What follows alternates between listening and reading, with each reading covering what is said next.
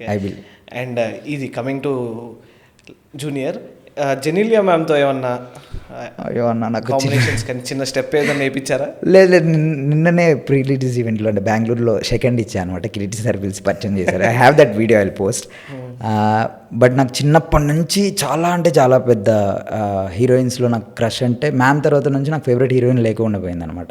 Madam సీరియస్గా పెద్ద fan. నేను అది డైరెక్టర్ గారికి చెప్పించాను, సార్ కిరీటి సార్కి కూడా చెప్పి నిన్న సెకండ్ అందుకే తీసుకున్నా. బేసిక్గా నేను ఆరెంజ్ సినిమా మోర్ దెన్ ఒక 100-200 టైమ్స్ చూసుంటాను నేను, నిజంగా చూశాను.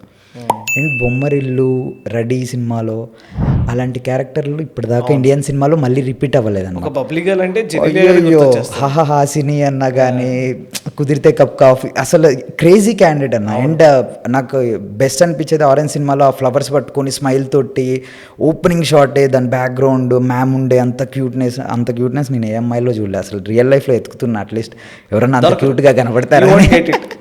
So Genelia ma'am, huge respect. And thank you so much. నిన్న సెకండ్ ఇచ్చి మాట్లాడే అవకాశం వచ్చింది మ్యామ్. Means lot.